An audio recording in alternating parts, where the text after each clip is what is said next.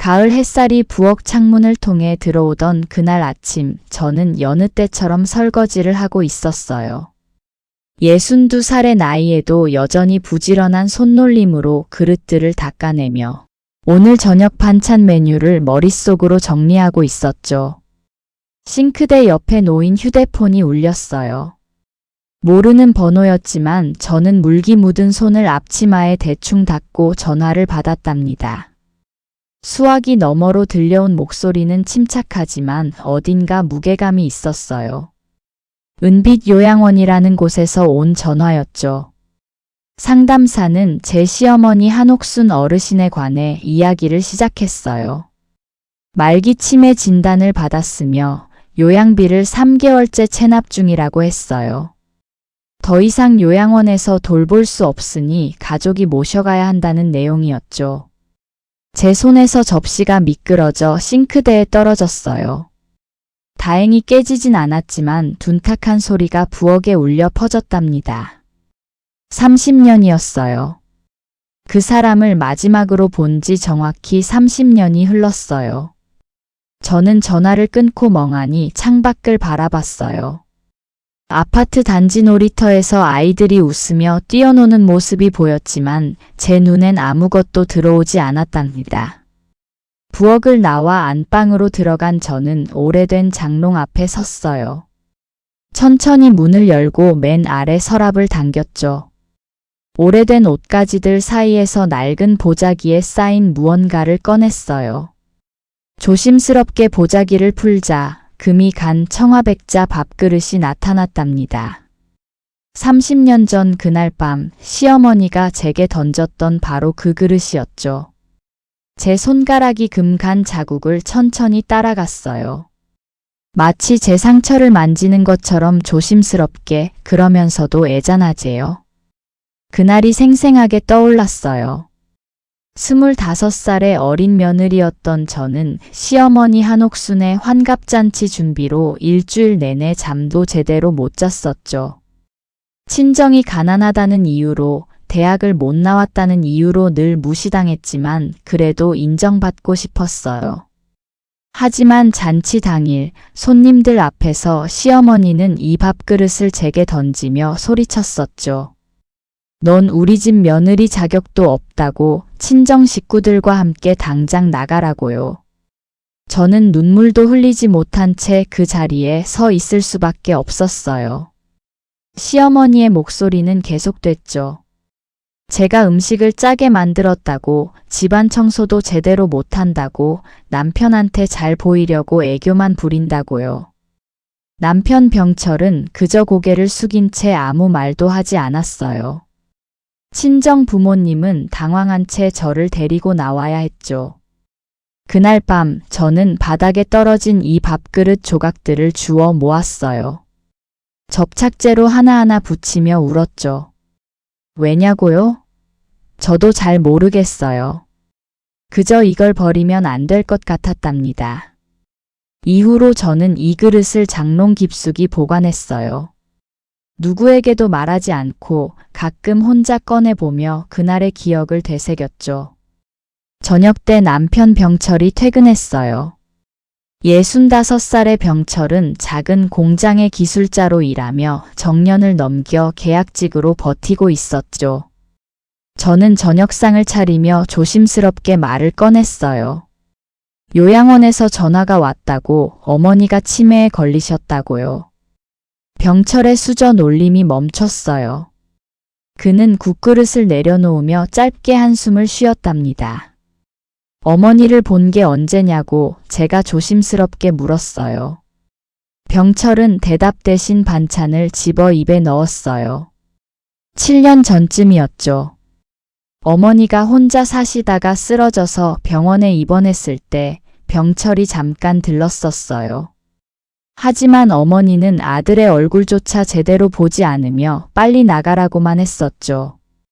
우리가 모셔야 하는 거 아니냐고 제가 말했어요. 병철의 눈빛이 날카로워졌답니다. 30년 전 일을 아직도 기억하냐고, 그때 당신이 얼마나 울었는지 아냐고 반문했어요. 저는 대답하지 않았어요. 물론 기억했죠. 매일매일 생생하제요. 하지만 그래도 라고 저는 말을 이었어요. 이제 80이 넘으신 분이고 치매까지 걸리셨는데 그냥 내버려 둘 순 없지 않냐고요. 병철은 숟가락을 탁 내려놓았어요. 당신이 왜 그래야 하냐고, 그 고생을 왜 또 자청하냐고 목소리를 높였죠. 저도 제가 왜 이러는지 잘 몰랐어요. 다만 한 가지는 확실했어요.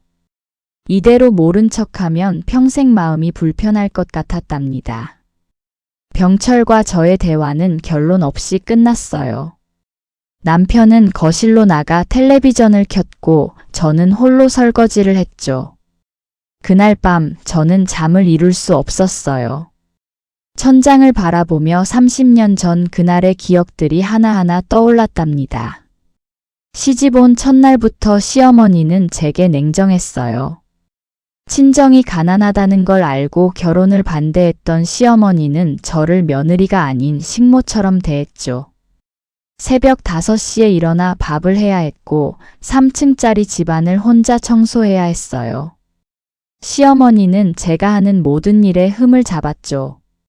밥은 너무 질다고, 반찬은 싱겁다고, 빨래는 깨끗하지 않다고요. 저는 참았어요. 시간이 지나면 나아지겠거니 했죠. 하지만 상황은 나아지지 않았어요. 오히려 시어머니의 구박은 더 심해졌답니다. 결정타는 환갑잔치 날이었어요. 일주일 내내 준비한 잔치였는데 시어머니는 음식이 짜다며 손님들 앞에서 저를 모욕했죠. 그날 이후 저는 병철과 함께 따로 나와 살기 시작했어요. 시어머니가 저를 집에서 내쫓은 거나 다름없었죠. 이후 30년간 저는 시어머니를 단 한 번도 보지 못했어요. 명절에도 제사에도 부르지 않았거든요.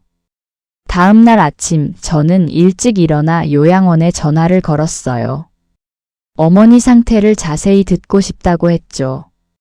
상담사는 친절하게 설명했어요. 한옥순 어르신은 알츠하이머 치매 말기로 최근 기억은 거의 없고 오래된 기억도 파편적으로만 남아있다고 했어요. 신체 기능은 비교적 양호하지만 배변 조절이 어렵고 밤낮이 바뀌어 밤에 자주 깨신다고도 했죠. 저는 언제 모셔가야 하냐고 물었어요. 가능하면 이번 주 내로 라는 대답이 돌아왔답니다. 전화를 끊고 저는 한참을 부엌 의자에 앉아 있었어요. 식탁 위에 시계 초침 소리만이 조용한 아침 공기를 채웠죠. 이게 맞는 걸까 하는 생각이 들었어요. 30년 전 저를 그토록 괴롭혔던 사람을 이제 와서 모신다는 게 말이 되는 걸까요? 하지만 동시에 다른 생각도 들었어요.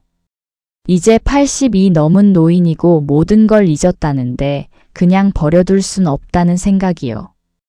저는 다시 안방 장롱 앞으로 갔어요. 금간 밥그릇을 다시 꺼내 들었죠. 이 그릇을 30년간 버리지 못했던 것처럼 시어머니도 그냥 놔둘 수 없을 것 같았어요. 며칠 후 저는 요양원을 찾았어요. 서울 외곽의 낡은 건물이었죠. 복도에는 소독약 냄새와 노인 특유의 냄새가 뒤섞여 있었어요. 상담실에서 서류를 작성하는 동안 제 손은 계속 떨렸답니다. 펜을 쥔 손에 힘이 들어가지 않아 글씨가 삐뚤삐뚤해졌죠. 요양보호사가 저를 3층 2인실로 안내했어요. 문을 열자 창가 침대에 작은 체구의 노인이 앉아 있었어요. 바로 시어머니 한옥순이었답니다. 제 발이 문턱에서 멈췄어요. 30년 만에 보는 시어머니의 모습은 기억 속 그 사람과 너무 달랐죠. 한때 170cm가 넘는 큰 키에 당당했던 시어머니는 이제 등이 굽어 작아 보였어요. 머리는 온통 새하얗게 새었고 뺨은 깊이 꺼져 있었죠. 시어머니는 창밖을 멍하니 바라보고 있었어요. 제가 들어온 것도 모르는 듯 했답니다. 저는 천천히 다가가 시어머니 앞에 섰어요. 조심스럽게 말을 걸었죠. 어머니라고 불렀어요. 저예요, 정숙이요. 시어머니는 고개를 돌려 저를 봤어요. 하지만 눈빛에는 아무 인식도 없었답니다. 마치 처음 보는 사람을 대하듯 멍한 표정이었죠. 제 가슴이 무너졌어요. 이상했죠. 저를 알아보지 못한다는 게 서운한 건지 아니면 안도하는 건지 알 수 없었어요. 요양보호사가 어머니의 짐을 챙기는 동안 저는 시어머니 옆에 앉았어요. 가까이서 보니 손등에는 나이 반점이 가득했고 손톱은 누렇게 변해 있었죠. 시어머니가 갑자기 제 손을 잡았어요. 저는 깜짝 놀라 시어머니를 봤답니다. 시어머니는 희미하게 미소를 지으며 말했어요. 딸이 왔구나, 라고요. 저는 대답하지 못했어요. 며느리도 아니고 딸이라니 아이러니했죠. 차에 시어머니를 태우고 집으로 향하는 동안 저는 백미러로 뒷좌석을 계속 훔쳐봤어요. 시어머니는 창밖을 무표정하게 바라보고 있었답니다. 집에 도착했어요. 저는 미리 준비해둔 작은 방으로 시어머니를 안내했죠. 원래는 손주들이 오면 쓰던 방이었어요. 방에는 깨끗한 이불과 옷장, 작은 텔레비전이 준비되어 있었어요. 저는 나름 정성을 들여 준비했답니다. 시어머니를 침대에 앉히고 저는 물 한 잔을 가져왔어요. 시어머니는 물을 받아 마시며 주변을 두리번거렸죠. 여기가 어디냐고 시어머니가 물었어요. 저는 짧게 대답했어요. 집이라고 이제 여기서 지내시면 된다고요. 시어머니는 고개를 끄덕였지만 이해한 건지 알 수 없었어요. 곧 다시 멍한 표정으로 돌아갔답니다. 그날 저녁 저는 오랜만에 가족이 모두 모이는 저녁상을 차렸어요. 남편 병철과 함께 큰딸 미선, 작은 아들 민수까지 왔죠. 38의 미선은 결혼해서 두 아이를 키우고 있었고 35의 민수는 아직 미혼으로 회사를 다니고 있었어요. 식탁에 둘러앉았지만 분위기는 무거웠답니다. 시어머니는 건너편에 앉아 멍하니 상을 바라보고만 있었죠. 미선이 먼저 입을 열었어요. 할머니를 왜 모셔왔냐고, 엄마가 고생할 텐데 괜찮겠냐고 걱정했죠. 저는 괜찮다고 했어요. 제가 할 수 있다고요. 하지만 민수는 달랐어요. 할머니가 옛날에 엄마한테 어떻게 했는지 알고 있냐고, 그런 사람을 왜 모시냐고 따졌답니다. 병철이 아들을 말렸어요. 그만하라고, 이미 결정된 일이라고요. 식사 내내 대화는 거의 없었어요. 숟가락 부딪는 소리만 작게 울렸죠. 시어머니는 밥을 몇 숟가락 먹다가 말았어요. 입맛이 없는 건지 방법을 잊은 건지 알 수 없었답니다.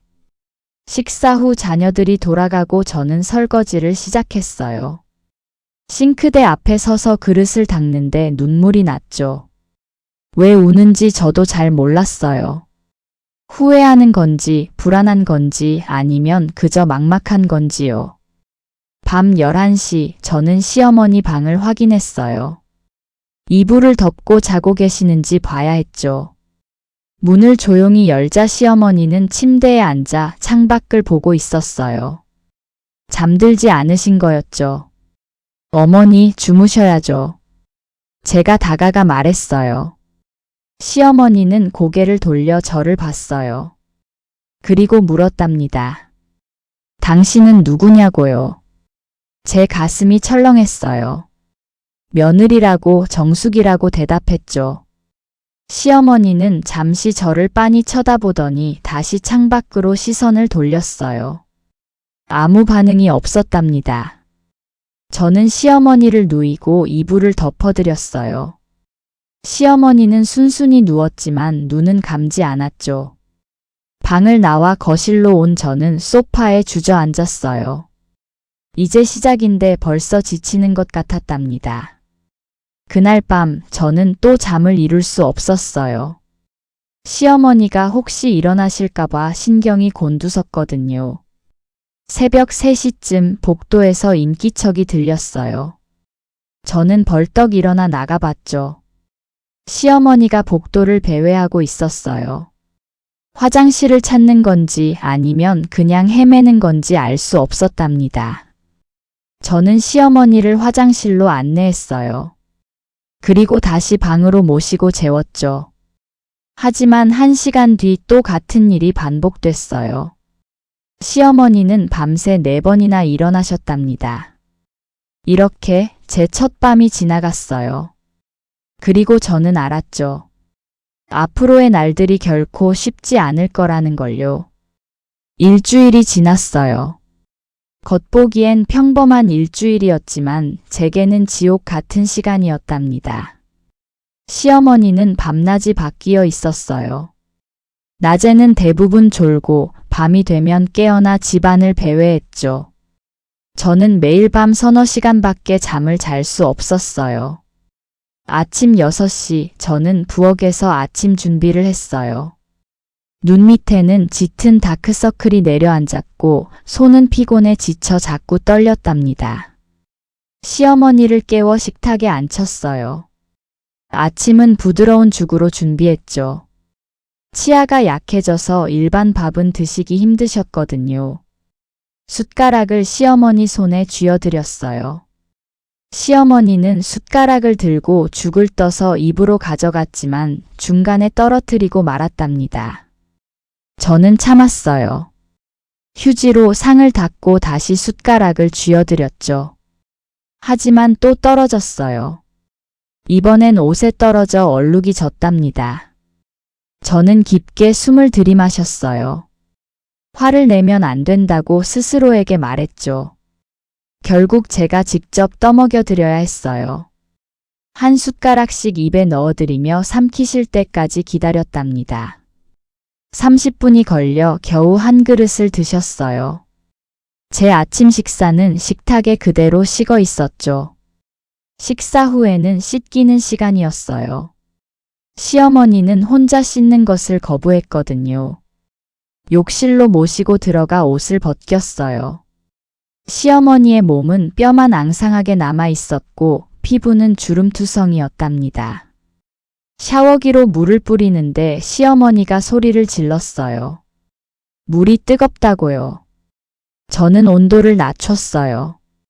하지만 이번엔 차갑다고 했죠. 다시 올리고 다시 내리기를 반복했어요. 시어머니는 계속 불평했답니다. 제 이마에는 땀이 맺혔어요. 욕실 안은 습기로 가득했고 제 옷도 물에 젖어 들러붙었죠. 드디어 씻기를 마치고 옷을 입혔어요. 하지만 시어머니는 입은 옷을 다시 벗으려 했답니다. 왜 이걸 입어야 하냐고 했죠. 저는 참고 또 참았어요. 다시 설득해서 옷을 입혔답니다. 오전 10시쯤 저는 빨래를 널고 있었어요. 시어머니는 거실 소파에 앉아 텔레비전을 보고 있었죠. 갑자기 이상한 냄새가 났어요. 저는 빨래를 멈추고 거실로 갔답니다.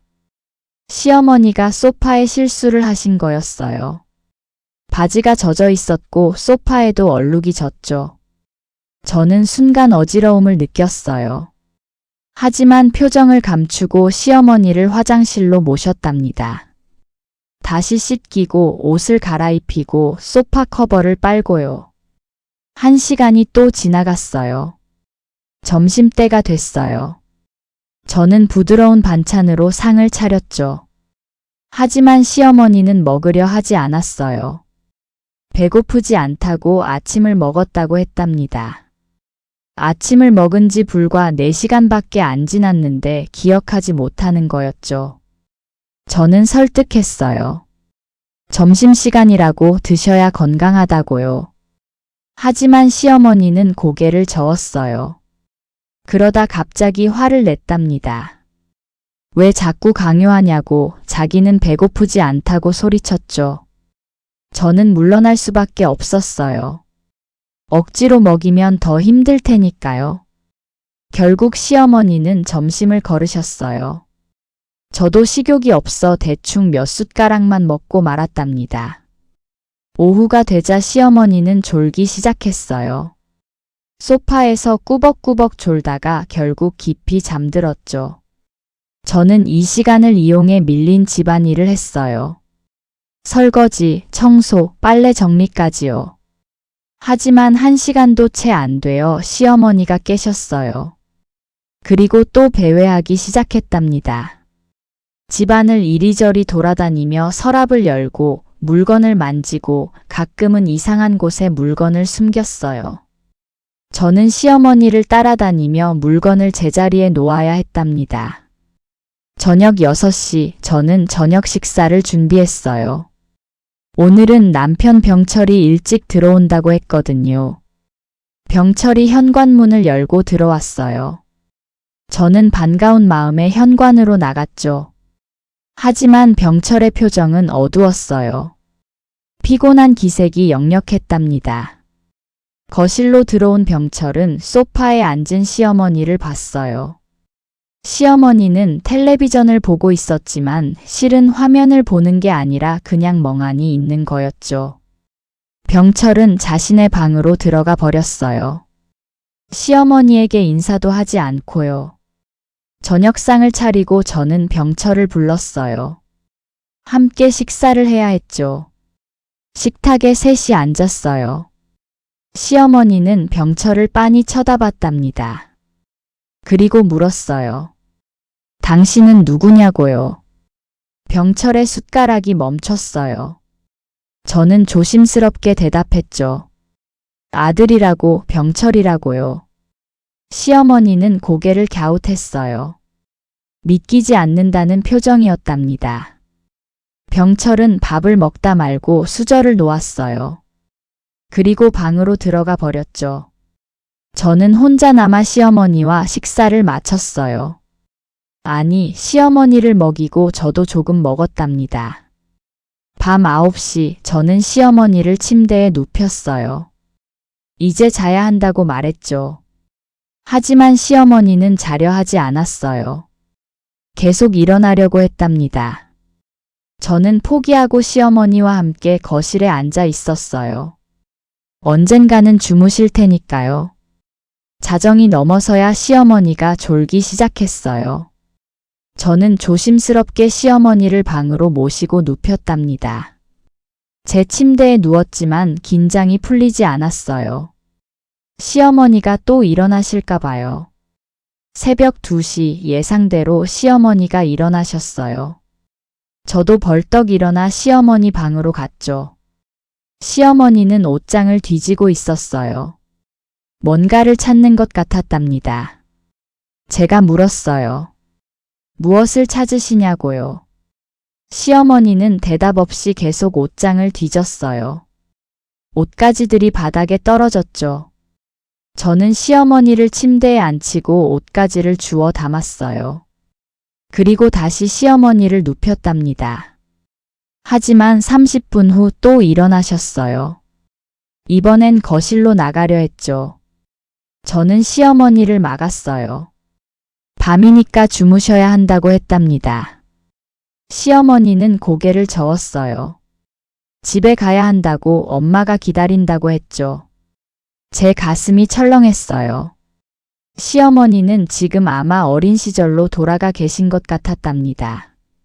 저는 조심스럽게 말했어요.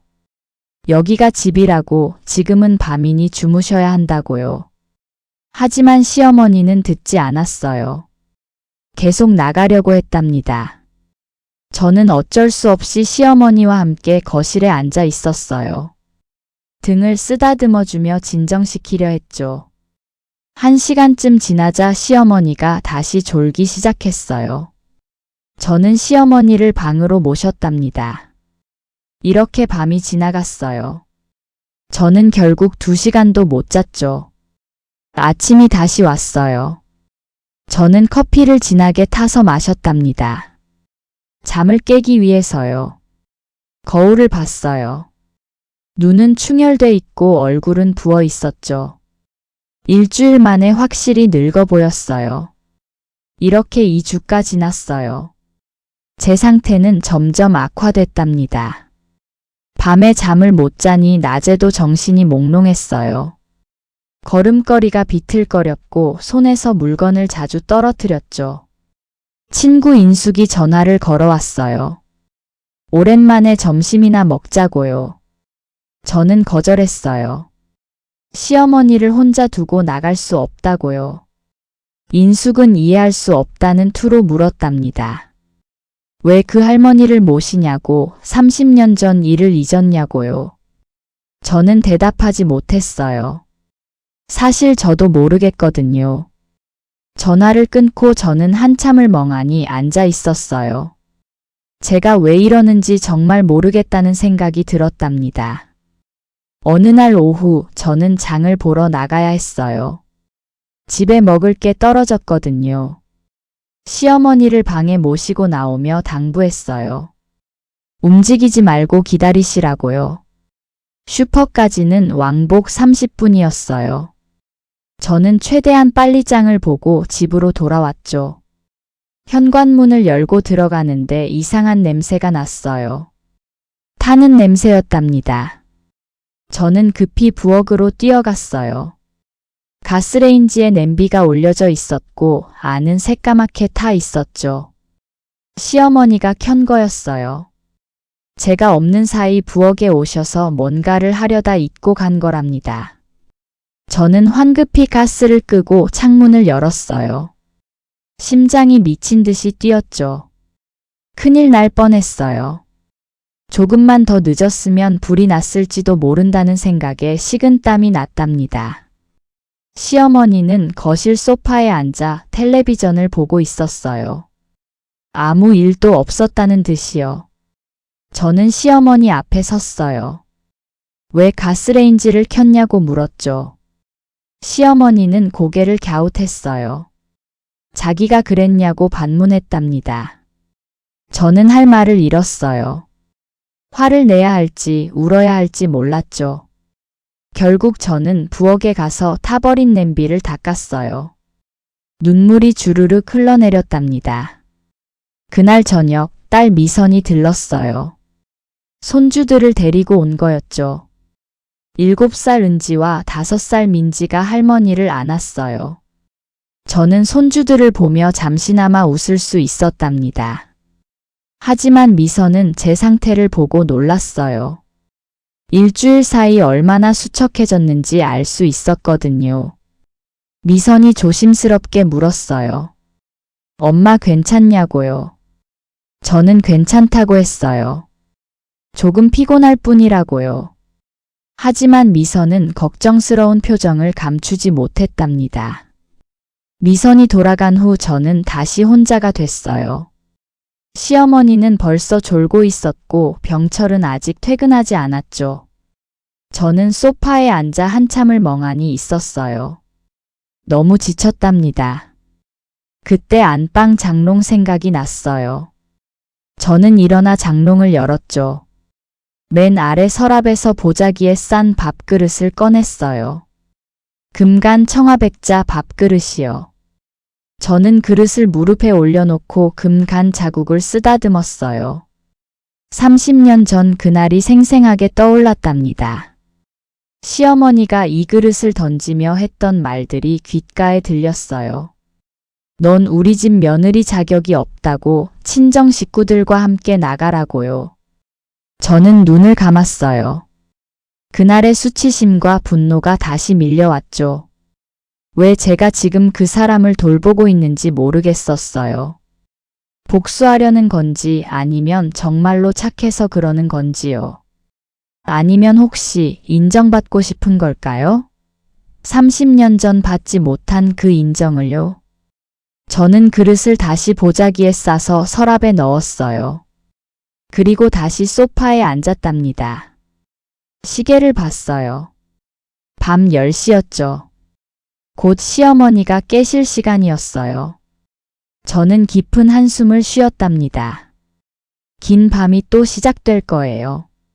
한 달이 지났어요. 제 삶은 완전히 무너져 있었답니다. 아침 5시에 일어나 시어머니를 깨워 화장실에 모시고 씻기고 옷 입히고 아침을 먹이는 게 하루의 시작이었어요. 그리고 그 일은 밤 12시까지 계속됐죠. 제 체중은 5kg이나 빠졌어요. 식사할 시간도 식욕도 없었거든요. 거울을 볼 때마다 낯선 사람이 보였답니다. 눈은 푹 꺼졌고 뺨은 핏기가 없었죠. 병철은 점점 더 집에 늦게 들어왔어요. 회사 일이 바쁘다고 했지만 저는 알았어요. 그냥 집에 오기 싫은 거라는 걸요. 어느 날 아침 저는 시어머니를 씻기다 말고 주저앉았어요. 갑자기 다리에 힘이 풀린 거랍니다. 시어머니는 욕조에 앉아 저를 빤히 쳐다봤어요. 왜 안 씻기냐고 물었죠. 저는 일어서려 했지만 몸이 말을 듣지 않았어요. 너무 피곤했답니다. 한참을 그렇게 앉아 있다가 겨우 일어났어요. 그리고 다시 시어머니를 씻기기 시작했죠. 씻기를 마치고 시어머니를 거실로 모신 후 저는 화장실에 들어가 문을 잠갔어요. 그리고 변기 뚜껑을 닫고 앉아 한참을 울었답니다. 소리 내어 울 수도 없었어요. 시어머니가 들으실까 봐 입을 막고 흐느꼈죠. 10분쯤 울다가 저는 얼굴을 씻고 나왔어요. 아직 해야 할 일이 태산이었거든요. 점심때 시어머니가 식사를 거부했어요. 배고프지 않다고요. 저는 참을성 있게 설득했어요. 조금이라도 드셔야 한다고요. 하지만 시어머니는 고개를 저었어요.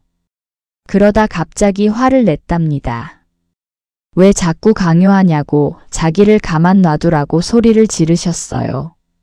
심지어 숟가락을 집어던졌죠. 숟가락이 벽에 부딪혀 떨어졌어요. 국물이 벽에 튀었답니다. 저는 그 자리에 얼어붙었어요. 30년 전 밥그릇이 던져지던 그날이 오버랩 됐죠. 시어머니는 계속 소리쳤어요. 자기를 왜 가둬두냐고, 집에 가고 싶다고요. 저는 아무 말도 하지 못했어요. 그저 벽에 튄 국물을 닦았답니다. 손이 떨려서 걸레를 제대로 잡을 수가 없었어요. 눈물이 또 나려고 했지만 꾹 참았죠. 시어머니는 결국 점심을 안 드셨어요. 저도 먹지 못했답니다. 오후가 되자 현관 초인종이 울렸어요. 친구 인숙이었죠. 인숙은 제 모습을 보고 깜짝 놀랐어요. 한 달 만에 본 저는 완전히 딴 사람 같았거든요. 거실로 들어온 인숙은 소파에 앉은 시어머니를 봤어요. 시어머니는 텔레비전을 보고 있었죠. 인숙이 조심스럽게 물었어요. 정수가, 너 괜찮냐고요. 저는 괜찮다고 했어요. 습관처럼 나오는 대답이었답니다. 하지만 인숙은 믿지 않았어요. 제 손을 잡으며 말했죠. 이건 아니라고, 네가 왜 이렇게까지 해야 하냐고요. 저는 대답하지 못했어요. 사실 저도 모르겠거든요. 인숙은 계속 말했어요. 요양원에 다시 보내라고, 아니면 요양보호사라도 고용하라고요. 저는 고개를 저었어요. 돈이 없다고요. 병철의 월급으로는 요양보호사를 쓸 여유가 없었답니다. 인숙은 한숨을 쉬었어요. 그러면서 물었죠. 30년 전 일은 잊었냐고, 그 할머니가 너한테 어떻게 했는지 기억 안 나냐고요. 저는 기억한다고 했어요. 매일 생각난다고요. 그러면 왜 이러냐고 인숙이 답답해했어요. 저는 한참을 침묵하다 말했어요. 저도 모르겠다고, 그냥 이렇게 해야 할 것 같다고요.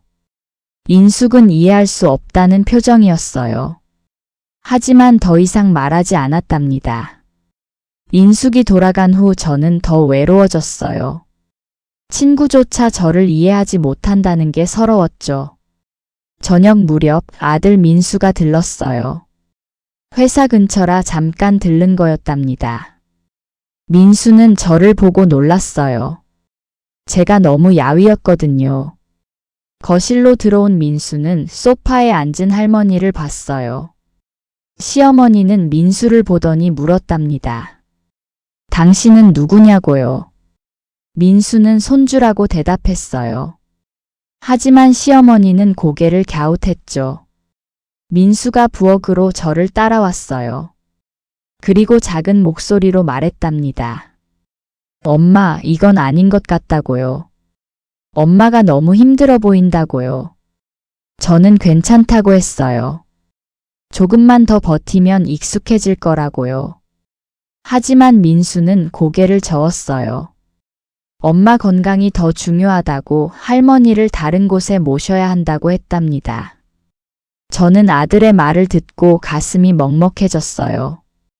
고맙기도 하고 미안하기도 했죠. 민수가 돌아간 후 저는 저녁 준비를 시작했어요. 하지만 집중이 안 됐답니다. 칼로 채소를 썰다가 손을 베었어요. 피가 났지만 저는 그냥 물로 씻고 반창고를 붙였죠. 저녁 식사 시간 병철이 집에 왔어요. 하지만 표정이 좋지 않았답니다. 식탁에 앉아 밥을 먹는데 시어머니가 갑자기 소리쳤어요. 이 밥은 왜 이렇게 맛없냐고요. 저는 깜짝 놀랐어요.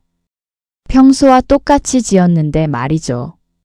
시어머니는 계속 불평했어요.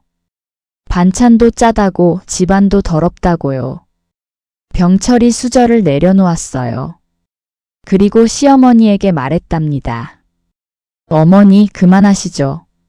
아내가 얼마나 힘든지 아시냐고요. 시어머니는 병철을 빤히 쳐다봤어요. 그리고 물었죠.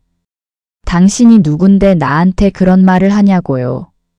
병철은 할 말을 잃었어요. 자기 어머니가 자신을 알아보지 못하는 게 충격이었던 거랍니다. 병철은 방으로 들어가 버렸어요. 저는 혼자 남아 식사를 마쳤죠. 설거지를 하는데 눈물이 또 났어요. 저는 소리 없이 울며 그릇을 닦았답니다. 밤이 됐어요. 시어머니를 재우고 저도 침대에 누웠죠. 하지만 잠이 오지 않았어요. 머릿속이 너무 복잡했거든요. 이렇게 사는 게 맞는 걸까 하는 생각이 들었어요. 제 건강도 가족과의 관계도 모두 망가지고 있는 것 같았답니다. 하지만 시어머니를 내보낼 수도 없었어요. 그러면 평생 죄책감에 시달릴 것 같았죠. 저는 천장을 바라보며 한참을 생각했어요. 그리고 결심했답니다. 이건 시어머니를 위한 게 아니라고 저 자신을 위한 거라고요. 30년 전의 한을 제 손으로 끝내기 위한 거라고요. 그렇게 생각하니 조금 마음이 편해졌어요. 이건 의무가 아니라 선택이라고요. 다음 날 아침 저는 조금 다른 마음으로 하루를 시작했어요. 여전히 힘들었지만 의미가 달랐답니다. 시어머니를 씻기고 옷을 입히며 생각했어요. 이 모든 게 제 마음의 빚을 갚는 과정이라고요. 하지만 현실은 여전히 가혹했어요. 시어머니의 증상은 나아지지 않았고 제 피로는 쌓여만 갔죠. 어느 날 오후 저는 빨래를 널다가 갑자기 어지러움을 느꼈어요. 눈앞이 캄캄해지더니 그대로 쓰러졌답니다. 얼마나 시간이 지났을까요? 저는 바닥에 누운 채 정신을 차렸어요. 온몸이 아팠어요. 특히 머리를 어디 부딪힌 것 같았죠. 천천히 일어나 거울을 봤어요. 이마에 멍이 들어 있었답니다. 저는 찬물로 세수를 했어요. 그리고 다시 빨래를 널기 시작했죠.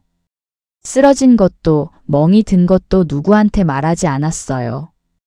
걱정시키기 싫었거든요. 그날 저녁 딸 미선이 전화를 걸어왔어요. 내일 손주들 데리고 가도 되냐고요. 저는 좋다고 했어요. 손주들 보는 게 유일한 위로였거든요. 다음 날 오후 미선이 은지와 민지를 데리고 왔어요. 아이들은 할머니를 보고 반갑게 안겼답니다. 저는 아이들을 안으며 잠시나마 웃을 수 있었어요. 이럴 때만큼은 모든 게 잊혀졌죠. 하지만 미선은 제 이마에 난 멍을 발견했어요. 어떻게 된 거냐고 물었답니다. 저는 대충 넘어갔어요. 문에 부딪혔다고요. 하지만 미선은 걱정스러운 표정을 감추지 못했어요. 제 상태가 심상치 않다는 걸 알았거든요. 미선이 조심스럽게 말했어요. 엄마, 병원에 가보는 게 어떻겠냐고요. 저는 괜찮다고 했어요. 그냥 조금 피곤할 뿐이라고요. 하지만 미선은 물러서지 않았어요. 엄마 건강이 제일 중요하다고, 할머니도 중요하지만 엄마가 쓰러지면 안 된다고 했답니다. 저는 딸의 말에 눈시울이 뜨거워졌어요. 하지만 울지 않으려 애썼죠. 미선은 제 손을 꼭 잡았어요. 그리고 말했답니다. 엄마, 혼자 다 감당하려 하지 말라고요. 저는 고개를 끄덕였어요. 하지만 속으로는 알고 있었답니다. 결국 혼자 해야 한다는 걸요. 그날 밤 저는 또 잠들지 못했어요. 시어머니가 계속 일어나셨거든요. 새벽 3시 저는 시어머니를 다시 재우고 거실 소파에 주저앉았어요. 너무 지쳤답니다. 몸도 마음도요. 저는 안방으로 가서 장롱을 열었어요. 그리고 금간 밥그릇을 꺼냈죠. 그릇을 무릎에 올려놓고 한참을 바라봤어요. 이 그릇처럼 저도 금이 간 것 같았답니다. 하지만 포기할 순 없었어요. 이미 시작한 일이었으니까요.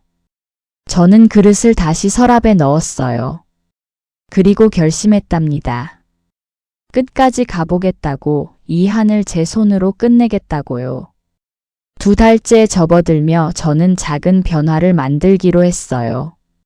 구청 복지과에 연락해서 일주일에 이틀 요양보호사를 파견받기로 한 거랍니다. 비용은 부담이었지만 어쩔 수 없었어요. 제가 쓰러지면 아무도 시어머니를 돌볼 수 없었으니까요. 월요일 오전 요양보호사 김은주 씨가 처음 방문했어요. 48배 은주 씨는 경력 10년이 넘는 베테랑이었죠.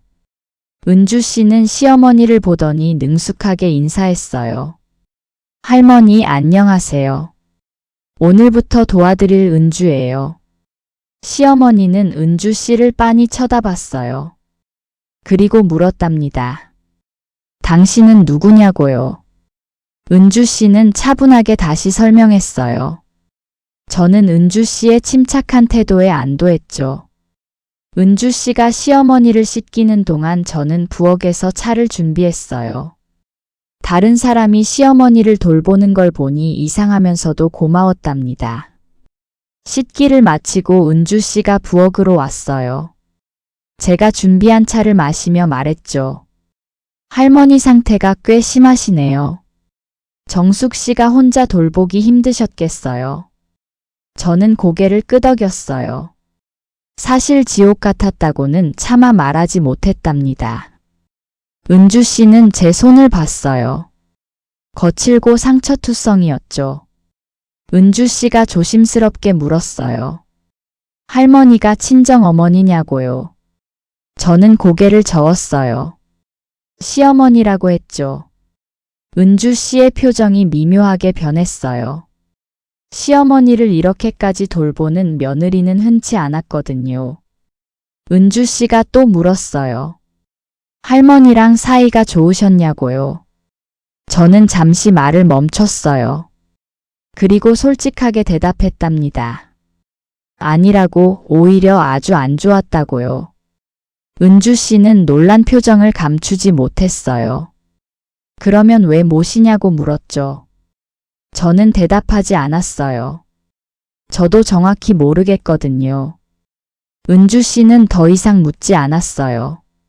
대신 조용히 말했답니다. 저도 시어머니한테 많이 고생했어요. 그래서 결국 이혼했죠. 저는 놀라 은주 씨를 봤어요. 은주 씨는 쓸쓸하게 웃었답니다. 10년간 시어머니 모시고 살았는데 끝까지 인정받지 못했어요. 남편도 제 편이 아니었고요. 그래서 떠났죠. 저는 은주 씨의 말에 가슴이 아팠어요. 제 이야기 같았거든요. 은주 씨가 제 손을 잡았어요. 정숙 씨, 너무 무리하지 마세요. 당신 건강이 제일 중요해요.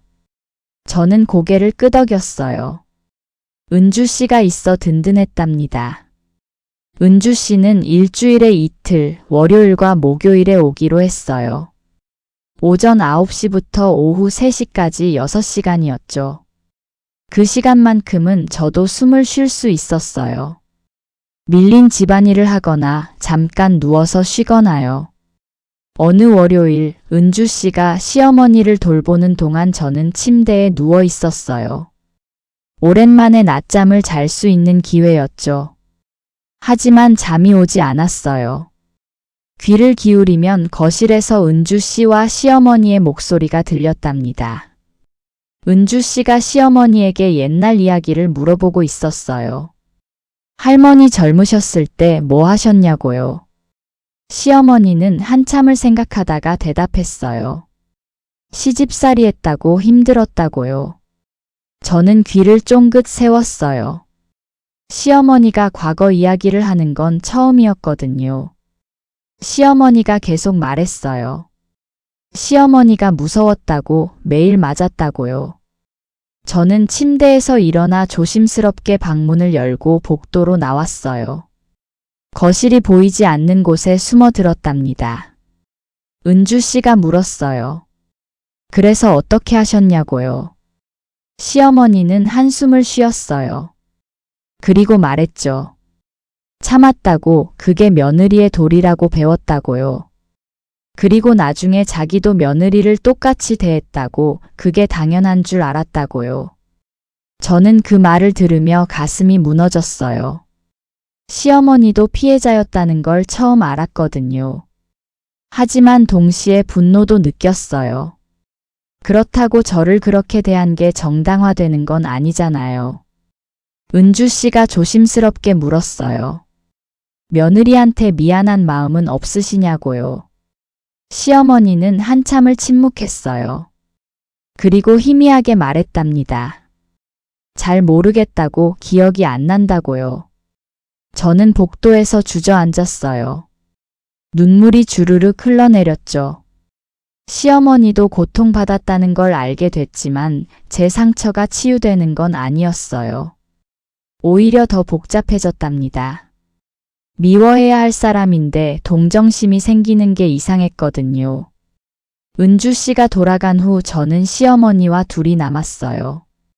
시어머니는 소파에 앉아 텔레비전을 보고 있었죠. 저는 시어머니 옆에 앉았어요. 그리고 조심스럽게 물었답니다. 어머니, 저 기억하세요? 정숙이요, 며느리요. 시어머니는 저를 봤어요. 잠시 생각하는 듯 했지만 이내 고개를 저었죠. 모르겠다고요. 저는 계속 말했어요. 30년 전 환갑잔치 때 기억나세요? 밥그릇을 던지셨잖아요. 시어머니는 여전히 멍한 표정이었어요. 아무 기억도 없는 것 같았답니다. 저는 한숨을 쉬었어요. 시어머니는 모든 걸 잊었는데 저만 기억하고 있다는 게 억울했죠. 하지만 동시에 생각했어요. 어쩌면 이게 나은지도 모른다고요. 시어머니가 기억한다면 더 고통스러울 테니까요. 며칠 후 목요일 은주 씨가 다시 왔어요. 시어머니를 돌보며 저와 이야기를 나눴죠. 은주 씨가 말했어요. 할머니가 가끔 정신이 돌아올 때가 있다고요. 아주 잠깐이지만요. 저는 놀랐어요. 저는 한 번도 그런 걸 경험하지 못했거든요. 은주 씨가 설명했어요. 치매 환자들은 가끔 과거의 기억이 선명해지는 순간이 있다고요. 그때 놀라운 걸 말하기도 한다고요. 저는 궁금했어요. 시어머니가 그럴 때 뭐라고 하시냐고 물었죠. 은주 씨는 말했어요. 주로 젊었을 때 이야기를 하신다고요. 시집살이가 얼마나 힘들었는지, 시어머니가 얼마나 무서웠는지요. 저는 가슴이 아팠어요. 시어머니도 저와 같은 고통을 겪었다는 게요. 그날 저녁 저는 시어머니와 저녁을 먹었어요. 병철은 또 늦게 들어온다고 했죠. 식사 중에 시어머니가 갑자기 저를 빤히 쳐다봤어요. 저는 놀라 시어머니를 봤답니다. 시어머니의 눈빛이 평소와 달랐어요. 더 선명하고 또렷했죠. 시어머니가 물었어요. 네가 그때 그 애냐? 제 심장이 쿵쾅거렸어요. 혹시 저를 알아보시는 걸까요? 저는 조심스럽게 대답했어요. 네, 정숙이에요. 어머니 며느리요. 시어머니는 한참을 저를 쳐다봤어요. 그리고 희미하게 말했답니다. 미안하다. 내가 너무했지. 저는 숨이 멎는 것 같았어요. 30년 만에 듣는 사과였거든요. 하지만 그 순간은 짧았어요. 시어머니의 눈빛이 다시 흐려지더니 멍한 표정으로 돌아갔죠. 저는 시어머니를 불렀어요. 어머니, 어머니라고요. 하지만 시어머니는 대답하지 않았어요. 다시 치매 상태로 돌아간 거랍니다. 저는 그 자리에 앉아 한참을 울었어요. 겨우 들은 한마디였는데 그게 진심인지조차 확신할 수 없었죠. 그날 밤 저는 침대에 누워 천장을 바라봤어요. 시어머니의 말이 계속 귓가에 맴돌았답니다. 미안하다. 내가 너무했지. 그 말이 진짜였을까요? 아니면 그냥 순간적인 착각이었을까요? 저는 알 수 없었어요. 하지만 한 가지는 확실했답니다. 그 한마디가 제게 작은 위로가 됐다는 것이요. 다음 날 저는 다시 안방 장롱을 열었어요. 금간 밥그릇을 꺼내 들었죠. 그릇을 보며 생각했어요. 이 금도 언젠가는 아물까 하고요. 제 마음속 금도 조금씩 아물고 있는 것 같았답니다. 아주 천천히요. 석 달째가 됐어요. 저는 이제 어느 정도 패턴을 익혔답니다. 은주 씨가 오는 월요일과 목요일엔 조금 쉬고 나머지 날엔 혼자 시어머니를 돌봤어요. 여전히 힘들었지만 처음보다는 나았죠. 어느 목요일 오후 은주 씨가 시어머니 방을 청소하다가 옛날 가방을 발견했어요. 요양원에서 가져온 짐 중에 섞여 있던 거였죠. 은주 씨가 저를 불렀어요. 이거 어떻게 할까요? 저는 가방을 받아 들었어요. 낡은 가죽 가방이었답니다. 열어봐도 되겠냐고 은주 씨에게 물었어요. 은주 씨는 고개를 끄덕였죠. 가방을 열자 오래된 물건들이 나왔어요. 낡은 옷가지, 사진 몇 장, 그리고 두꺼운 공책 하나요. 저는 공책을 꺼내 펼쳤어요. 일기장이었답니다. 첫 페이지엔 날짜가 적혀 있었어요. 50년 전이었죠. 시어머니가 시집 온 해였답니다. 저는 일기를 읽기 시작했어요. 첫 장부터 충격이었죠. 오늘도 시어머니한테 맞았다. 밥이 질다고. 손바닥으로 뺨을 때리셨다. 아팠다. 하지만 울 수 없었다. 며느리는 울면 안 된다고 배웠다. 제 손이 떨렸어요. 다음 장을 넘겼답니다. 아침 4시에 일어나 밥을 했다. 시어머니는 밥이 식었다고 화를 내셨다. 다시 해왔다. 손이 화상을 입었다. 페이지를 넘길수록 내용은 더 처참했어요. 시어머니는 젊은 며느리 시절 상상을 초월하는 학대를 받았던 거랍니다. 오늘은 3층짜리 집을 혼자 청소했다. 시어머니는 구석구석 흰 장갑으로 먼지를 확인하셨다. 먼지가 나왔다며 또 맞았다. 친정에 가고 싶다고 말했더니 시어머니가 노발대발하셨다. 시집 온 여자가 친정을 그리워하면 안 된다고. 밤새 마루에 꿇어앉아 있었다. 저는 눈물이 났어요. 시어머니가 얼마나 고통스러웠을지 느껴졌거든요. 하지만 일기는 계속됐어요. 20년 후의 기록을 보니 내용이 바뀌어 있었답니다. 오늘 새 며느리가 왔다. 가난한 집 딸이라던데 걱정이다. 우리 아들한테 잘할 수 있을까? 며느리가 밥을 너무 질게 짓는다. 내가 시집살이 할 때는 이러면 큰일 났는데. 오늘 혼냈다. 며느리가 또 실수했다. 청소를 제대로 안 했다. 나도 이렇게 당했는데 며느리도 당연히 이렇게 살아야지. 저는 일기를 덮었어요. 더 읽을 수가 없었답니다. 시어머니도 피해자였어요. 끔찍한 학대를 받았죠. 하지만 그 고통을 며느리에게 그대로 전달했답니다. 대물림된 거예요. 폭력이, 학대가, 고통이요. 저는 한참을 그 자리에 앉아 있었어요. 복잡한 감정이 밀려왔죠. 시어머니를 동정해야 할까요? 아니면 여전히 미워해야 할까요? 은주 씨가 조심스럽게 물었어요. 괜찮으세요? 저는 고개를 끄덕였어요. 괜찮다고, 그냥 생각할 게 많다고요. 은주 씨는 제 어깨를 토닥였어요. 그리고 말했답니다. 제 시어머니도 비슷했을 거예요. 자기도 당했으니까 당연하다고 생각한 거죠. 하지만 그게 잘못된 거라는 걸 깨닫지 못한 거예요. 저는 고개를 끄덕였어요. 은주 씨의 말이 맞았답니다. 그날 저녁 저는 일기장을 들고 거실로 갔어요. 시어머니는 소파에 앉아 창밖을 보고 있었죠. 저는 시어머니 옆에 앉았어요. 그리고 일기장을 보여드렸답니다. 어머니, 이거 어머니 일기장이에요. 읽었어요.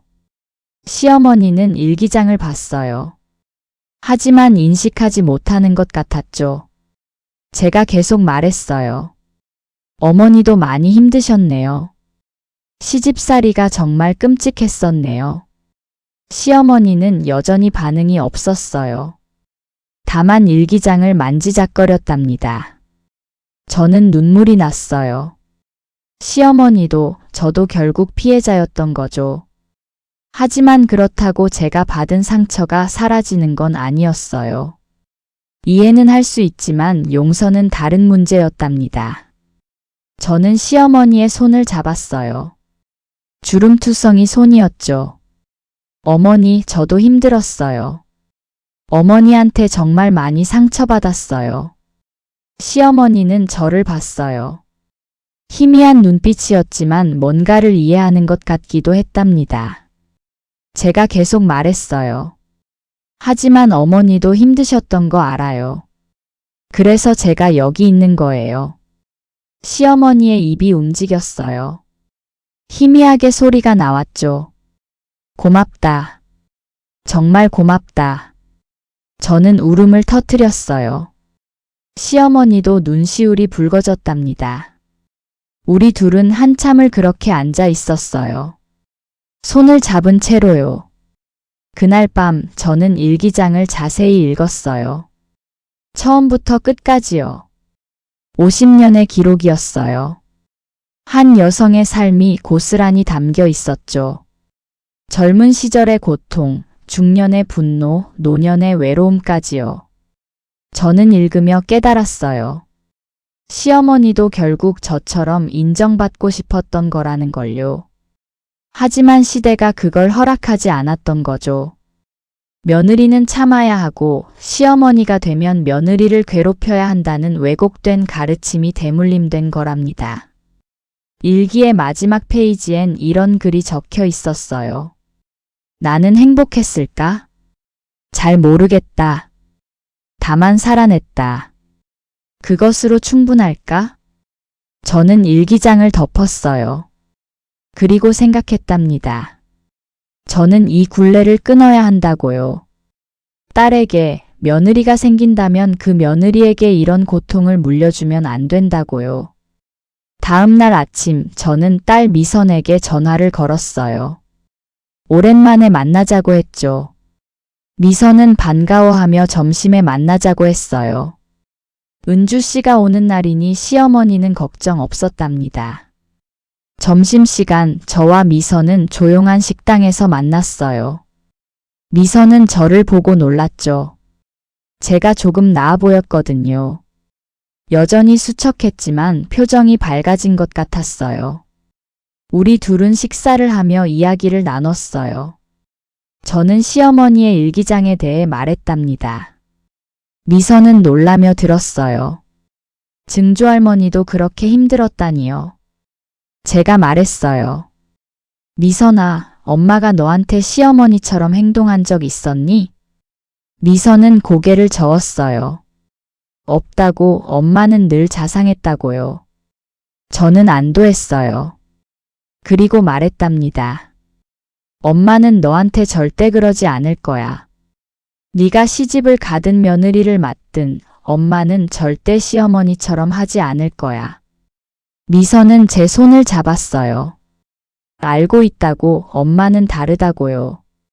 저는 미선의 말에 눈물이 났어요. 제가 그 대물림을 끊어냈다는 게 자랑스러웠답니다. 집으로 돌아온 저는 시어머니 방으로 갔어요. 은주 씨가 시어머니를 씻기고 있었죠. 저는 시어머니를 보며 생각했어요. 이 사람도 결국 시대의 피해자라고요. 물론 그게 제가 받은 상처를 없애주진 않아요. 하지만 이해는 할 수 있었답니다. 그리고 저는 결심했어요. 시어머니를 끝까지 돌보겠다고요. 복수가 아니라 치유를 위해서요. 시어머니의 치유가 아니라 제 치유를 위해서요. 넉 달째 가을이 깊어지고 있었어요. 날씨가 쌀쌀해지면서 시어머니의 건강도 나빠지기 시작했답니다. 감기에 걸리셨는지 기침을 자주 하셨어요. 저는 병원에 모시고 가서 약을 받아왔죠. 하지만 약을 먹이는 게 쉽지 않았어요. 시어머니는 약을 거부했거든요. 어느 날 아침 저는 약을 죽에 섞어드렸어요. 시어머니는 모르고 드셨죠. 하지만 점심때 또 약을 먹여야 했어요. 이번엔 시어머니가 눈치를 채셨답니다. 약을 뱉어내시며 화를 내셨어요. 왜 자꾸 이상한 걸 먹이냐고요. 저는 참을성 있게 설명했어요. 약이라고 어머니 건강을 위해 드셔야 한다고요. 하지만 시어머니는 듣지 않았어요. 약을 던져버렸답니다. 약이 바닥에 떨어져 깨졌어요. 저는 무릎을 꿇고 약을 주워 담았죠. 그 순간 시어머니가 밥그릇을 집어 들었어요. 저를 향해 던지려는 것 같았답니다. 저는 순간 얼어붙었어요. 30년 전 그날이 오버랩 됐거든요. 시어머니가 밥그릇을 던졌어요. 저는 피했지만 그릇이 벽에 부딪혀 깨졌답니다. 저는 그 자리에 주저앉았어요. 온몸이 떨렸죠. 30년 전의 기억이 생생하게 되살아났어요. 환갑잔치 날 손님들 앞에서 밥그릇이 던져지던 그 순간이요. 시어머니는 계속 소리를 질렀어요. 자기를 가만 놔두라고 왜 괴롭히냐고요. 저는 울음을 터뜨렸어요. 너무 억울했답니다. 제가 최선을 다해 시어머니를 돌보고 있는데 시어머니는 모든 걸 잊고 저를 가해자로 보고 있었죠. 저는 깨진 그릇 조각을 주우며 울었어요. 손이 베었지만 개의치 않았답니다. 피가 났지만 저는 계속 조각을 주웠어요. 눈물과 피가 섞였죠. 시어머니는 방으로 들어가 버렸어요. 저는 혼자 남아 한참을 울었답니다.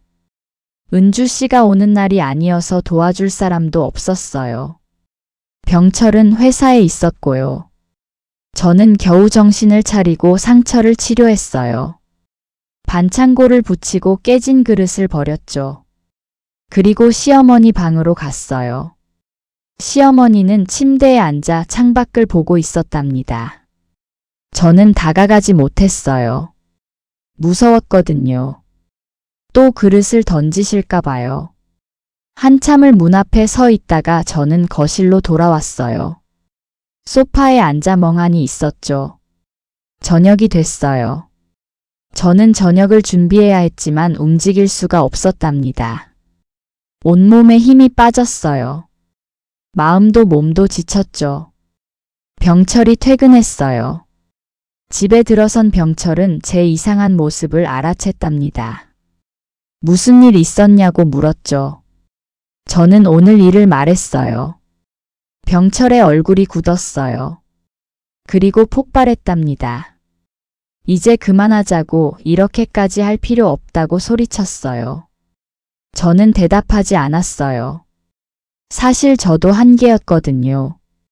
병철이 계속 말했어요. 요양원에 다시 보내자고, 우리가 왜 이렇게 살아야 하냐고요. 저는 고개를 저었어요. 아직은 안 된다고요.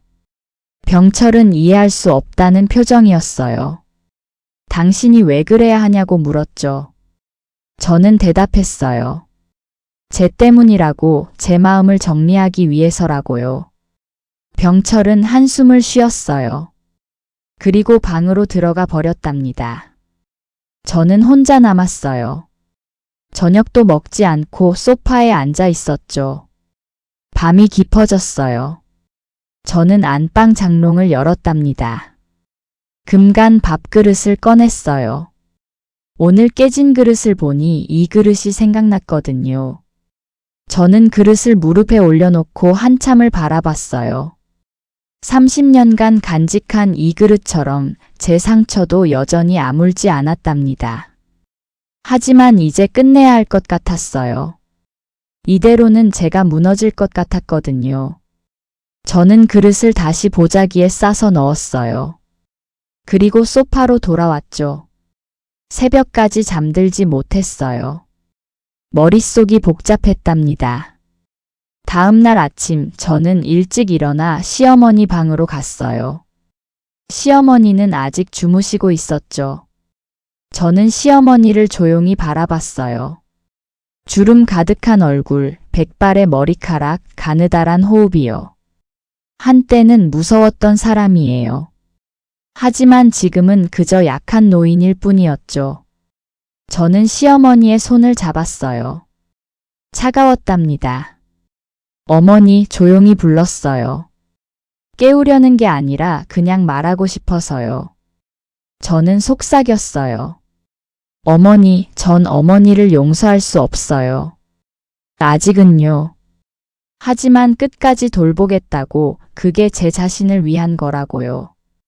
시어머니는 잠결에 제 손을 꼭 쥐었어요. 저는 그 손을 놓지 않았답니다. 한참을 그렇게 앉아 있다가 저는 일어났어요.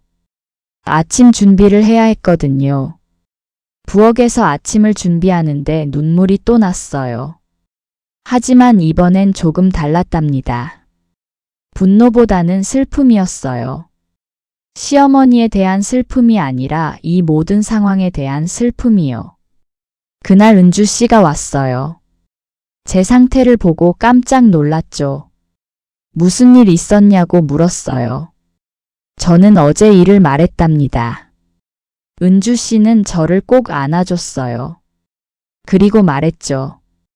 너무 힘들면 쉬어도 된다고요. 저는 고개를 저었어요. 괜찮다고, 조금만 더 버티겠다고요. 은주 씨는 걱정스러운 표정이었지만 더 이상 말하지 않았어요. 대신 제 손을 꼭 잡아줬답니다. 그날 오후 제가 딸 미선에게서 전화를 받았어요. 손주 은지가 아프다고 병원에 가야 한다며 한두 시간만 봐줄 수 있냐고요. 저는 좋다고 했어요. 손주를 보는 건 언제나 기뻤거든요. 미선이 은지를 데려왔어요. 은지는 감기 기운이 있어 보였지만 할머니를 보고 반갑게 웃었답니다. 미선이 병원에 간 사이 저는 은지와 시간을 보냈어요. 은지는 색칠 공부를 하며 할머니에게 이것저것 물었죠. 그때 시어머니가 방에서 나오셨어요. 은지를 보더니 다가갔답니다. 저는 긴장했어요. 혹시 또 무슨 일이 생길까 봐요. 하지만 시어머니는 은지에게 미소를 지었어요. 은지도 증조할머니를 보고 웃었죠. 시어머니가 은지의 머리를 쓰다듬었어요. 예쁘다고, 정말 예쁘다고 중얼거렸답니다. 저는 그 모습을 보며 가슴이 뭉클했어요. 시어머니도 아이는 좋아하시는구나 싶었죠. 은지와 시어머니가 함께 앉아 텔레비전을 보는 모습을 보며 저는 생각했어요. 만약 30년 전에 시어머니가 이렇게 대해줬다면 어땠을까 하고요. 하지만 과거는 바꿀 수 없었어요. 다만 지금을 어떻게 살 것인가가 중요했답니다. 미선이 돌아와 은지를 데려갔어요. 저는 또 혼자가 됐죠. 저녁을 준비하며 저는 다짐했어요. 끝까지 가보겠다고요.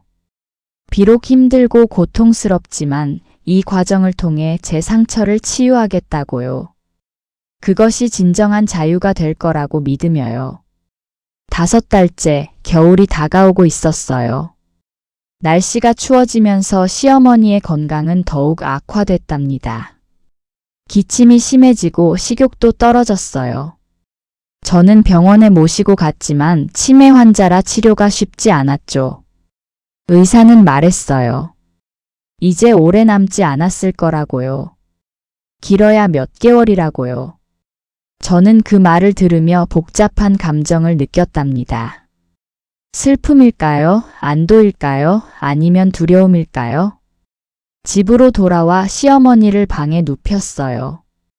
시어머니는 대부분의 시간을 누워 지내게 됐죠. 저는 시어머니를 더 자주 돌봐야 했어요. 기저귀를 갈고 물을 먹이고 몸을 닦아드리는 일이 늘어났답니다. 은주 씨도 더 자주 오기 시작했어요. 일주일에 3번으로 늘렸죠. 하지만 그래도 제 부담은 컸어요. 어느 날 밤 저는 시어머니 방에서 밤을 샜어요. 시어머니의 호흡이 불안정해서 옆에 있어야 했거든요. 새벽 3시쯤 시어머니가 눈을 떴어요. 저를 보더니 손을 뻗었답니다. 저는 시어머니의 손을 잡았어요. 차갑고 가느다란 손이었죠. 시어머니가 희미하게 말했어요. 정수가. 저는 놀랐어요. 시어머니가 제 이름을 부른 건 오랜만이었거든요. 네, 어머니. 제가 대답했어요. 시어머니의 눈빛이 평소와 달랐어요. 더 맑고 또렷했답니다. 시어머니가 말했어요. 내가 너한테 미안하다. 제 눈에서 눈물이 흘러내렸어요. 30년간 듣고 싶었던 말이었거든요. 시어머니가 계속 말했어요. 내가 너무했지. 너무 못되게 굴었어. 저는 시어머니의 손을 꼭 잡았어요. 울음이 터져 나왔답니다. 시어머니도 눈시울이 붉어졌어요. 나도 그렇게 당했어. 그래서 그게 맞는 줄 알았어. 저는 고개를 끄덕였어요. 알고 있다고 일기장을 읽었다고요. 시어머니가 저를 빤히 쳐다봤어요. 그리고 말했답니다. 정수가 용서해줘. 제발. 저는 한참을 말없이 울었어요. 그리고 조용히 말했죠. 어머니, 전 어머니를 미워했어요. 정말 많이요. 시어머니가 고개를 끄덕였어요. 알아. 당연하지. 제가 계속 말했어요. 하지만 어머니도 힘드셨다는 거 이제 알아요. 어머니도 피해자였다는 거요. 시어머니의 눈에서 눈물이 흘러내렸어요. 고맙다. 정말 고맙다. 저는 시어머니의 등을 쓰다듬어 줬어요. 시어머니는 제 품에 기대며 울었답니다. 우리 둘은 한참을 그렇게 있었어요. 30년의 한이 조금씩 풀어지는 순간이었죠. 시어머니가 가느다란 목소리로 말했어요. 정수가, 너 좋은 사람이야. 나보다 훨씬. 저는 울음을 멈추고 시어머니를 봤어요. 시어머니는 희미하게 웃고 있었답니다. 나는 못된 시어머니였어. 하지만 너는 좋은 며느리야. 저는 그 말에 또 눈물이 났어요. 인정받고 싶었던 그 말이었거든요. 시어머니가 제 손을 더 꼭 쥐었어요. 고맙다. 끝까지 함께 해줘서. 저는 고개를 끄덕였어요. 당연하다고, 끝까지 함께 하겠다고요. 시어머니는 그제야 안심한 듯 눈을 감았어요. 하지만 제 손은 놓지 않았답니다. 저는 시어머니가 잠들 때까지 손을 잡고 있었어요. 그리고 조용히 말했죠. 어머니, 전 아직 어머니를 완전히 용서할 순 없어요. 하지만 이해는 해요. 그리고 더 이상 미워하지 않을게요. 시어머니는 잠들어 있었지만 제 말을 들은 것 같았어요. 얼굴이 편안해 보였거든요.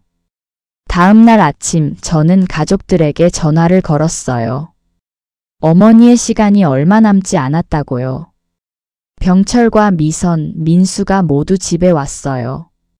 시어머니를 보기 위해서였죠. 병철은 오랜만에 어머니 방으로 들어갔어요. 시어머니는 침대에 누워 계셨답니다. 병철이 어머니의 손을 잡았어요. 그리고 조용히 울었죠. 미선과 민수도 증조할머니를 찾아뵀어요. 아이들도 데려왔답니다. 시어머니는 가족들을 보며 희미하게 웃었어요. 누구인지 정확히는 모르겠지만 가족이라는 건 알았나 봐요. 저녁이 됐어요. 가족들은 거실에 모여 저녁을 먹었죠. 제가 준비한 음식이었어요. 병철이 제게 말했어요. 고생했다고, 정말 고생했다고요. 저는 고개를 저었어요. 괜찮다고, 해야 할 일이었다고요. 미선이 제 손을 잡았어요. 엄마는 정말 강하다고, 존경한다고 했답니다. 민수도 고개를 끄덕였어요. 엄마가 자랑스럽다고요. 저는 가족들의 말에 눈물이 났어요. 인정받는다는 게 이렇게 따뜻한 거구나 싶었답니다.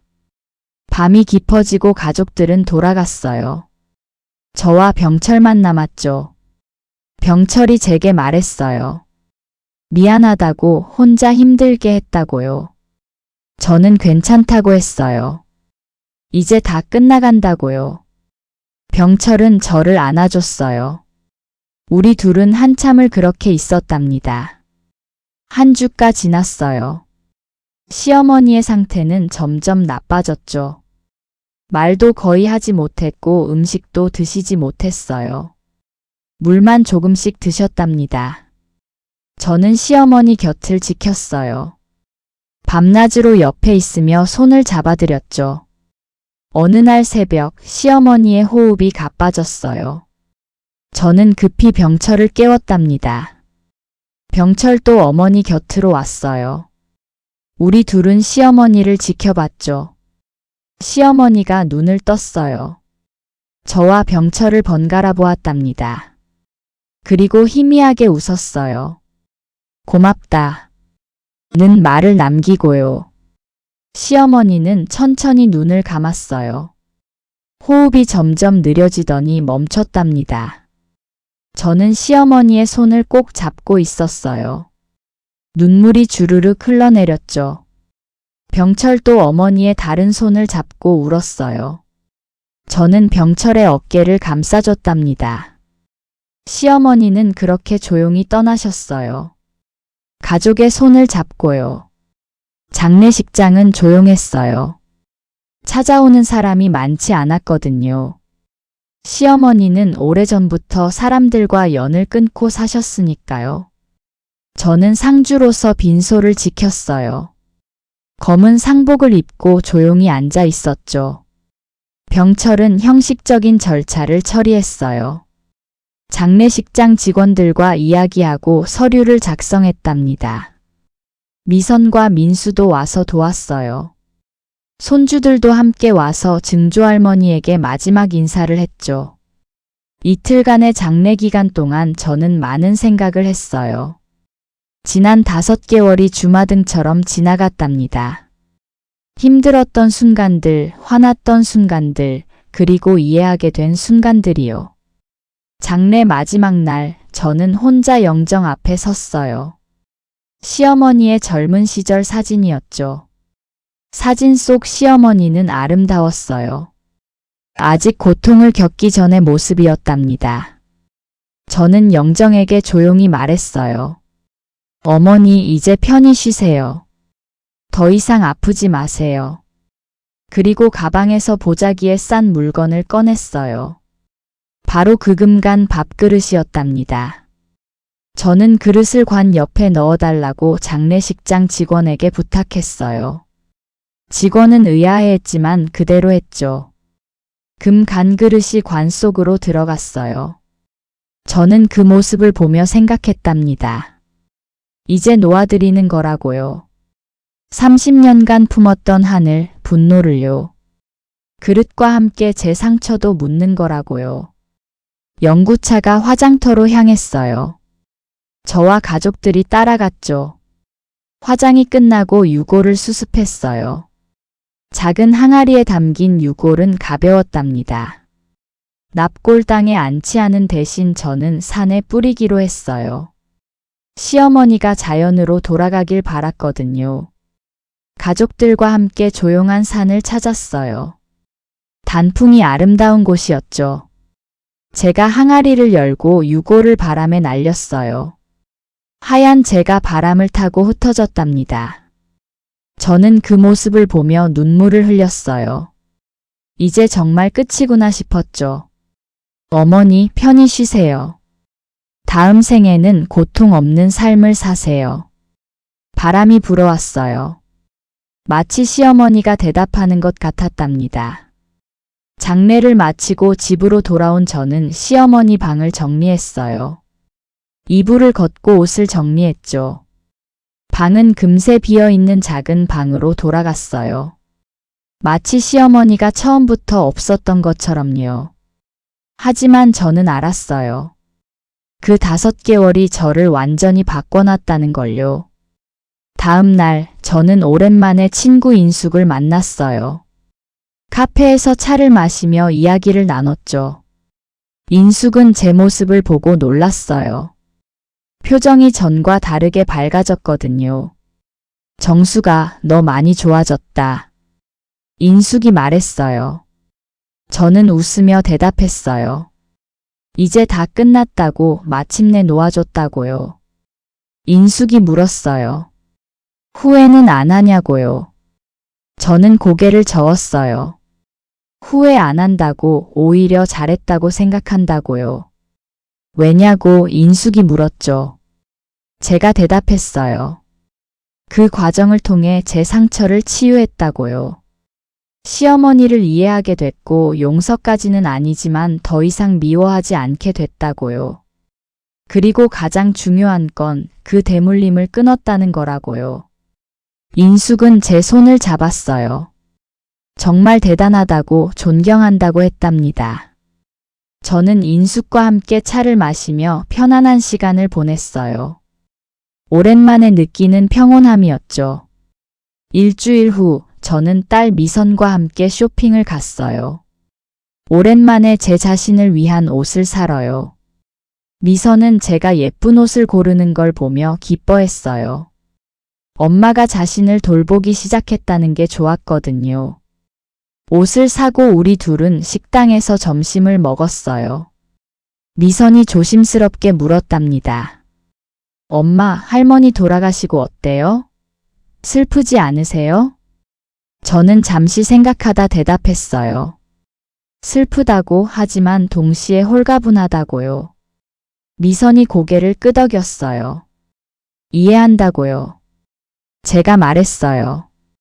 미선아, 엄마가 할머니를 돌본 건 할머니를 위해서가 아니었어. 엄마 자신을 위해서였어. 미선은 제 말을 경청했어요. 제가 계속 말했어요. 30년간 품었던 한을 내려놓기 위해서였고 그 과정에서 할머니도 피해자였다는 걸 알게 됐어. 그리고 그 고리를 끊었다는 게 중요해. 미선이 제 손을 잡았어요. 엄마 멋있어요. 정말요? 저는 딸의 말에 눈물이 핑 돌았어요. 하지만 웃으며 참았답니다. 한 달이 지났어요. 제 일상은 완전히 달라졌죠. 아침에 일어나면 여유롭게 커피를 마셨어요. 시어머니를 돌볼 필요가 없으니까요. 낮에는 집안일을 하거나 친구들을 만났어요. 저녁엔 병철과 함께 산책을 나갔죠. 저는 제 자신을 위한 시간을 갖기 시작했어요. 오랜만에 책도 읽고 드라마도 봤답니다. 어느 날 저녁 병철과 함께 소파에 앉아 있는데 병철이 말했어요. 여보, 고마워. 정말 고마워. 저는 병철을 봤어요. 왜 갑자기 고맙다고 하냐고 물었죠. 병철이 대답했어요.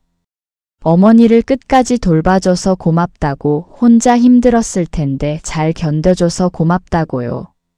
저는 병철의 손을 잡았어요. 괜찮다고, 제 자신을 위한 거였다고요. 우리 둘은 함께 창밖을 봤어요. 겨울이 다가오고 있었죠. 저는 생각했어요.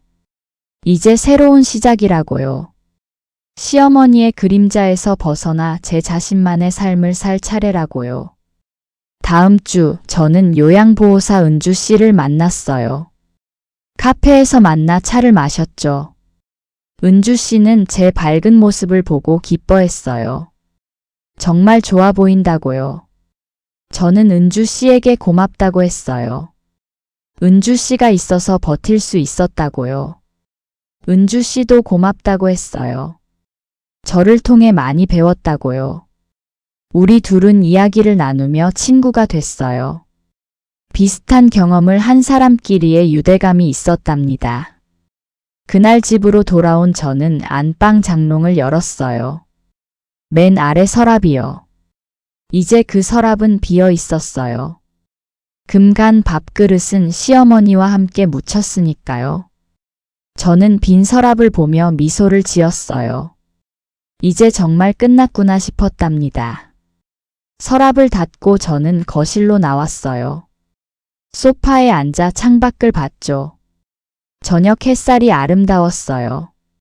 저는 그 햇살을 받으며 눈을 감았답니다. 마음이 평온했어요. 오랜만에 느끼는 진짜 평온이었죠. 30년간 품었던 한을 내려놓으니 이렇게 가벼울 수가 있구나 싶었어요. 시어머니를 용서한 건 아니에요. 여전히 상처는 남아있죠. 하지만 더 이상 그 상처에 매이지 않기로 했답니다. 이제는 제 삶을 살 차례였어요. 남은 인생을 제 자신을 위해 쓸 거예요. 저녁이 됐어요. 저는 저녁 준비를 시작했답니다.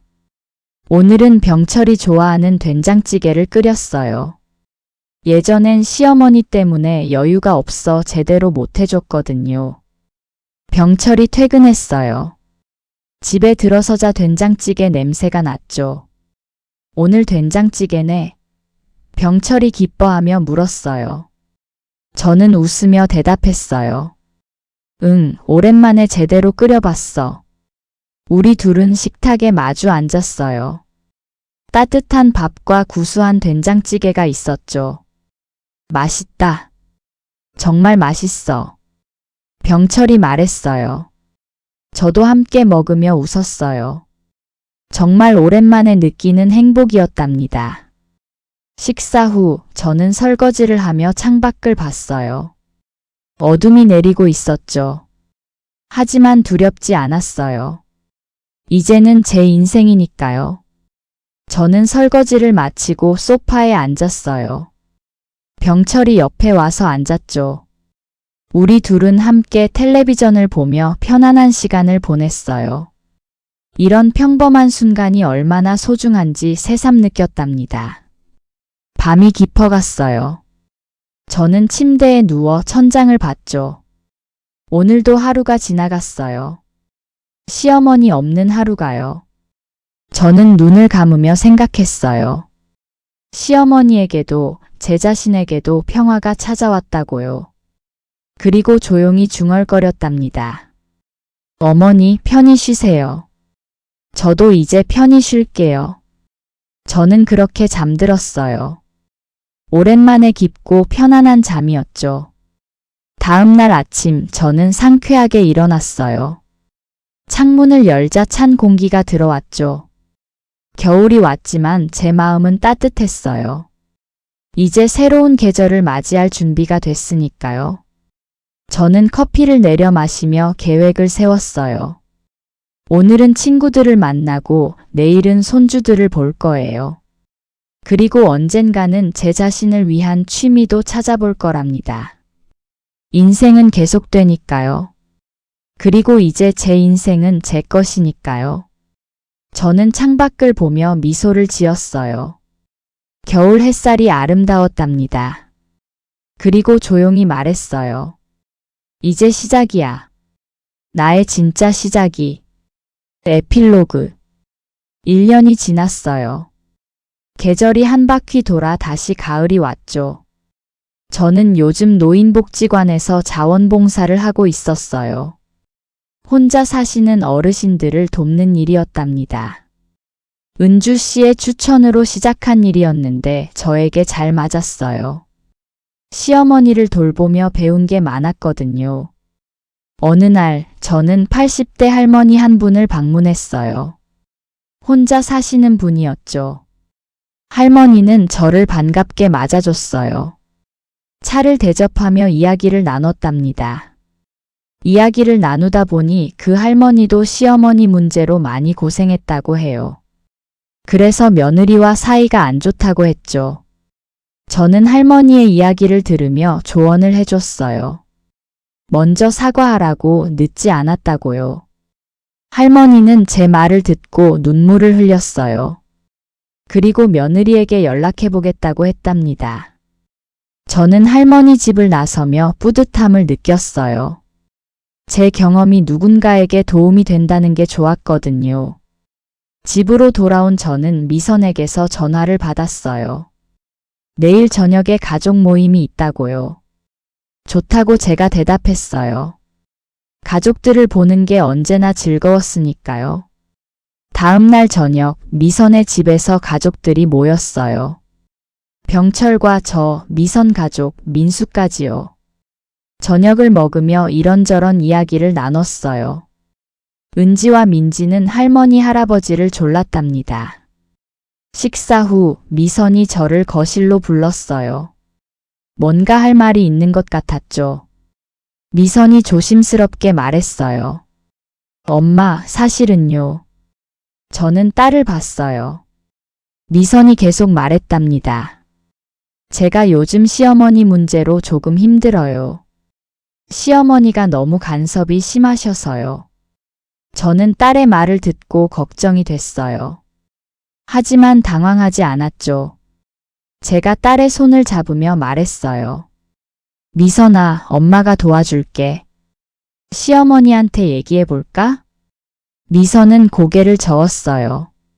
아니라고, 자기가 해결해 보겠다고요. 저는 딸을 안아줬어요. 그리고 말했답니다. 힘들면 언제든 얘기해. 엄마가 항상 내 편이야. 절대 혼자 감당하려 하지 마.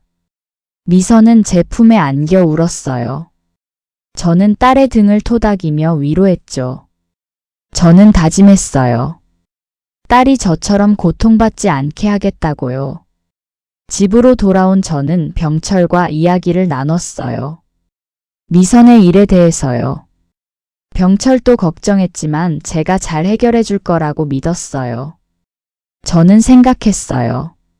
시댁 문제는 대대로 이어지는 것 같다고요. 하지만 제 세대에서 끊어야 한다고, 더 이상 대물림되면 안 된다고요. 며칠 후 저는 미선의 시어머니를 만났어요. 카페에서 조용히 이야기를 나눴죠. 처음엔 어색했지만 저는 솔직하게 말했어요. 미선이 요즘 힘들어한다고, 조금만 여유를 주면 좋겠다고요. 미선의 시어머니는 처음엔 방어적이었어요. 하지만 제 진심을 느끼고 마음을 열었답니다. 사실 자신도 며느리와 잘 지내고 싶은데 방법을 모르겠다고 했어요. 저는 제 경험을 들려줬어요. 시어머니와의 관계가 얼마나 힘들었는지 하지만 이해하게 됐다는 것도요. 미선의 시어머니는 제 이야기를 듣고 눈물을 흘렸어요. 그리고 며느리에게 잘해주겠다고 약속했답니다. 저는 그날 집으로 돌아오며 뿌듯했어요. 한 가족의 문제를 해결하는데 도움이 됐으니까요. 이후 미선에게서 전화가 왔어요. 시어머니가 많이 변하셨다고, 엄마 덕분이라고요. 저는 기뻤어요. 딸이 행복하다는 게 가장 중요했으니까요. 계절은 다시 겨울로 접어들었어요. 제 두 번째 겨울이었죠. 저는 요즘 글을 쓰기 시작했어요. 제 경험을 정리하는 거였답니다. 시어머니와의 이야기, 고통과 이해, 그리고 치유의 과정을요. 언젠가 이 글이 누군가에게 도움이 됐으면 좋겠다고 생각했어요. 어느 날 저녁, 저는 병철과 함께 산책을 나갔어요.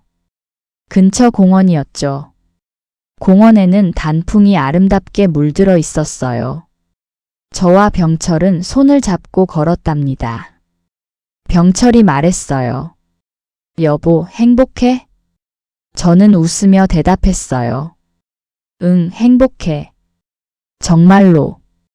우리 둘은 벤치에 앉아 노을을 봤어요. 하늘이 붉게 물들어 있었죠. 저는 생각했어요. 인생은 참 이상하다고요. 가장 힘든 시간이 결국 저를 가장 성장시켰다고요.